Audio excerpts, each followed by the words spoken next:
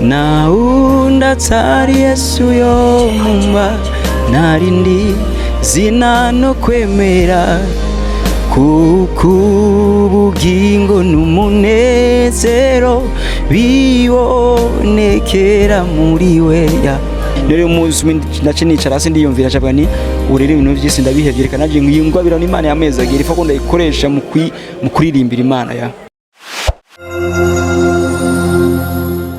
Turamutse tubifuriza ibihe byiza aho muri hose kuri microphone GBMF Customs n'utwa twarose umutumire wacu naho sundi nkuko mubona ni Moses Brown. Murabizi yashoboye gusohora indirimbo nyinshi zitandukanye za sekira me ubu akaba twavuga ati yarabatijwe akemera Yesu nk'umwami wiwe n'umukiza akaba yarakijijwe akaba arimba indirimbo za gospel tugira tumuyagishe mushoboye kumva ubuzima arimo butandukanye n'ubwo yahozemo bwa mbere. Munaza kumva byinshi kawutagira gira subscribe uzokame ubona ibiganiro byacu misi yose. Turamutse Moses Brown.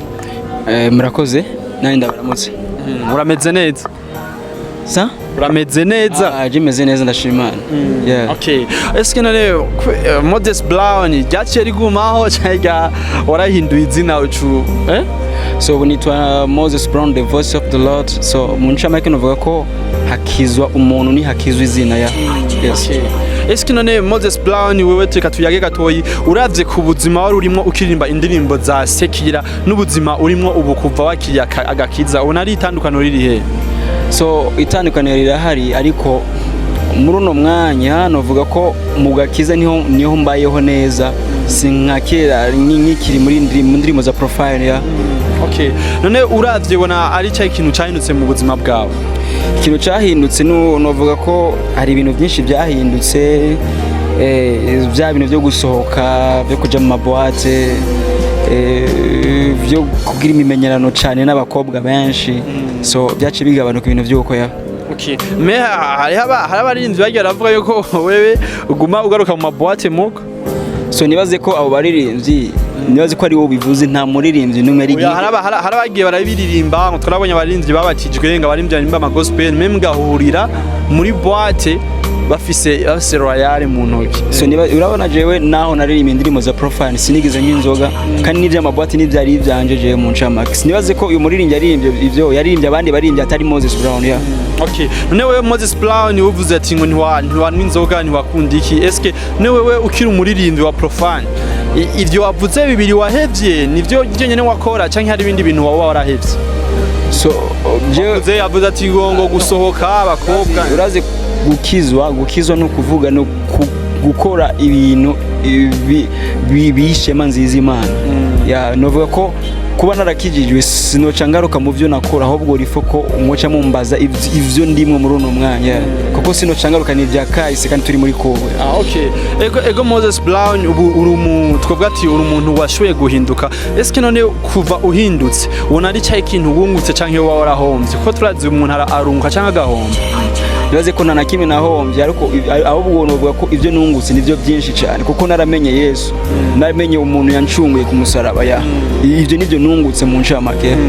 Okay. None nkawe nk'umuririmbyi warakijijwe kugira tuyaga ibintu bijanye n'Imana eske ni nakaye kajambo woshobora kubwira abaririmbyi baririmba profane cyangwa sekira ubahanura uko hari abaririmbyi usanga baririmba ibintazi ugasanga bakoresha ibintu bintazi ibyo usanzwe ubizi ko bibaho eske nakaye kajambo wabwira ubahanura? So urazi jewe nta kajambo na kamwe nobabwiye kuko naje mu gihe nakijijwe nta muntu numwe yaje mu matunga manura ahubwo ubo umunsi bazobona ko bikwiye ko bakizwa bazokizwa ya.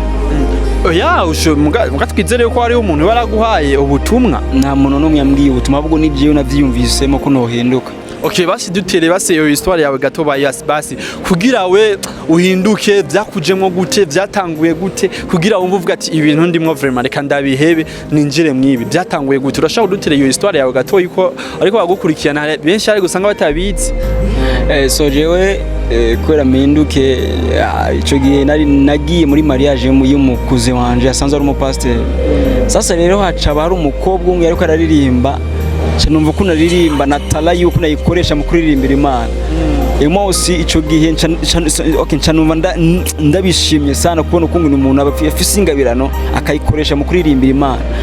Sasa umunsi menshi nicara sindiyumvira caga ni why ni kwereka najewe inotala yanje mfise imana yameza agiye ni kwereka no yikoresha mu kuririmbira imana rero umunsi nace nicara hasi ndiyumvira caga ni urere ibintu by'isi ndabihevye reka naje ngwabira n'imana yameza agiye ifo ko ndayikoresha mu kuririmbira imana ya.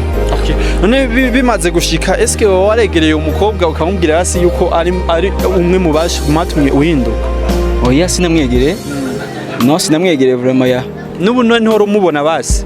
Ndamubona ariko sinshobora kumubwira ko ari we yatumye mpinduka no.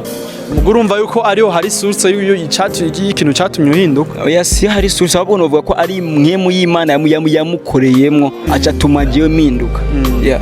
Okay, hama rero urahindutse. Eske umaze guhinduka abagenzi bawe bari basanzwe bakuzi mu byo bintu wagiramwo, eske wagiye urabikuramwo gute, wagiye urabereka yuko wahindutse gute? Ahubwo abagenzi banje sinabikuyemo ahubwo rero sinabye byace bituma ko ndabiyegereza kuko nabo nyene bahinduka ibiciye muri jewe. Yeah. Okay, eske mu bagenzi bawe mwagendana mu ivyo bintu byose wagiye uravuga, eske hari abandi wowe warazanye kuri Yesu ukabahindura? Barahari bariko baraza ariko sino bavuga mu gihe batarahinduka neza umunsi bazohinduka muzobamenya ya. Okay, oya naho tobavuga urashovuga ati ni bangahe basi ubiravye ni nk'abanga? No, ni benshi sindabazi gitigira ko ni benshi vraiment ya. Okay, none ko turabona indirimbo zawe za gospel habaye iki? Kubona katanguriye umuziki niyo ndirimbo yanje ya mbere ifise ama views menshi ya, ni indirimbo y'Imana kandi niyo ndirimbo ya mbere ifise ama views menshi ya.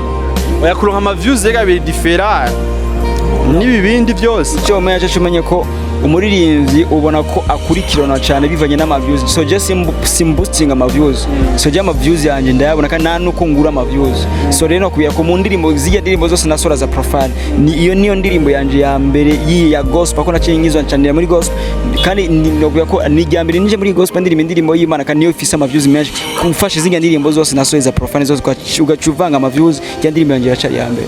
Okay, urumva indirimbo ku bwawe rero ni impinduka ibaye kuri wewe? Novuga ko abantu kubona uko inakijije bari biteze igikorwa nsohora bumve na message nza gutanga ya. Okay, none wewe uravye ubu tugiye kuza turabona ibikorwa vyawe bimeze gute bitandukanye, tuvuga yuko ugiye kuzuririmba gospel, tugiye tuzobona yuko uzorimba umidi imeze gute, uzorimba imiziki isanzwe nk'iyo twabona abandi barimba gospel cyangwa uzorimba mu imiziki yacu isanzwe nk'ayo tubona ba Press Mushindi n'abandi nyene bagenda bararimba indimbo za gospel? Je novuga ni aho umwemu yera azombwira ngo ndirime muri no beat, nzorima muri no beat beat mvuga ni mfise amajambo atanga message nziza ivuye kuri ku Mana ya. Okay, tutarandiriye nakaika nubwahe butumwa wogenera abajene nkawe kubari mu bintu by'isi ko tuma basi ubwo butumwa ubahaye bwo tuma bagaruka kuri Yesu, nubwahe butumwa ubashikiriza aba bajene? So abajene babwira ko bo kwiyegereza Imana uko ngaha ku isi novuga ko twaje nko gutembera.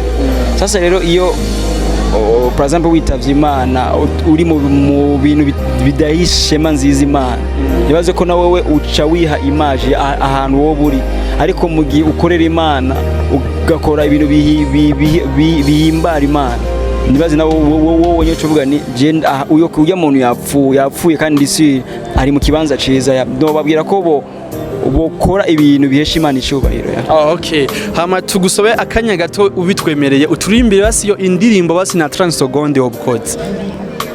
Sorry from Rais yo muri kantike ariko amajambo niyo niyandikiye. Naunda tsari Yesu yo mumba narindi zina no kwemera kubugingo n'umunezero bibonekera muri weya. Wow, murashobora kumva Moses Brown mu majambo ke murashobora kuba mwumvise intahe yiwe y'ukuntu yavuye muri profane akaza mu ndimbo za gospel, wumvise byinshi kuri we. Reka tuguha akanya ushe kuja muri commentaire ushe kumutera intege mu gikorwa ciwe gishasha yoba yatanguye. Eske nawe akayi kajambo kanyuma ubwira abafanzi bawe bakaba gukurikirana? So akajambo kanyuma nabwira abafanzi banje nuko bokomeza banshigikira muri kino gikorwa c'Imana ndiko ndakora, hama nkabwira n'abantu bose bankurikirana ko boja kuri YouTube yanje Moses Brown bakagira subscribe kubera bazoba abantu ba mbere mu kuronka ibikorwa byanje. Okay, bitega ibikorwa byawe ryari ikindi gikorwa cyane? So novuga ko muri no yinga itangura ndashobora gusora video ya nta wundi turakoze ama video na Logic Jamal ya bitege video nshasha. Okay, bazitega video nta yindi ndirimbo nshasha biteze kuronka vuba. So jewe ukuntu meze ubu muri no mukino gihe nakijijwe ahubwo nkeneye ko kuko sindi ko ndirukanzwa n'umuntu ahubwo nkeneye ko ibikorwa byanje bigenda ku murongo. Ya ndirimbo imaze 4 mois narayisohoye ahubwo nkine guca nsora video nayo nyene abantu binjire mu maraso amaze ko abantu bamaze kuronka message yanje bamaze kuyitahura nce nsora indi ndirimbo ya. Okay, tugushimire ku mwanya waduhaye. Murakoze cyane namwe. Okay, mwashoboye kumva byinshi kuri Moses Brown, urashobora kugira subscribe, ukagira commentaire mu kiganiro twagiranye na Moses Brown na ikindi gihe. Bye bye.